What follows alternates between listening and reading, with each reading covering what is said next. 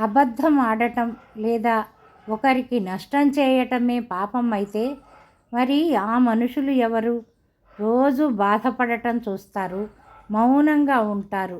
ఈరోజు ఈ మాట జాగ్రత్తగా వినండి.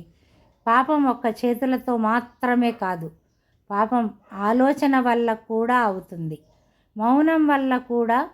చూడు, పాపం ఏదో పెద్ద శబ్దం కాదు. పాపం అంటే మనకు తెలిసి తప్పుని నిజం అనుకుంటామో అదే పాపం. ఒకళ్ళు బాధపడుతుంటే చూసి నాకెందుకు అనుకోవడం, నీకు సహాయం చేయడం చేతన అయ్యి కూడా చేయకపోతే అది పాపమే.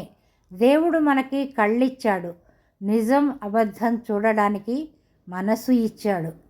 మనకు దేవుడు ఇచ్చిన వాటిని మన అవసరం కోసం వాటిని మూసివేస్తే అక్కడి నుంచే పాపం మొదలవుతుంది.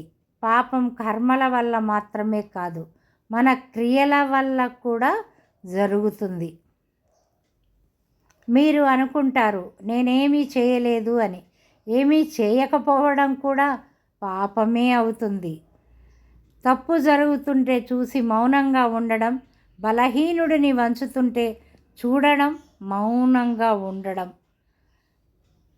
ఒకరి గౌరవం పోతుంటే చూడడం, ఇవి అన్నీ పాపాలే. పాపంతో చేయి కలపడం వల్ల మాత్రమే కాదు, చూసి చూడనట్టు చేయడం కూడా పాపమే అవుతుంది. ఇప్పుడు నిన్ను నువ్వు ప్రశ్నించుకో. ఒకరి చేతకానితనాన్ని నవ్వులాటగా చేశావా? ఒకరి నమ్మకాన్ని బలి చేశావా? ఎవరైనా నీ వాళ్ళని అవసరం లేదని వదిలివేశావా? ఒకరి నిజాయితీ తెలిసి కూడా అబద్ధానికి తోడుగా ఉన్నావా? ఒకవేళ నువ్వు అవునంటే అర్థం చేసుకో, పాపం పెద్ద పెద్ద కారణాల వల్ల కాదు, చిన్న చిన్న వాటి వల్ల కూడా జరుగుతుంది. చాలామంది అంటారు నేను పాపం చేశాను అయినా బాగున్నాను అని. గుర్తుంచుకో, భగవంతుని న్యాయస్థానంలో సిఫారసులు ఉండవు, తీర్పు మాత్రమే.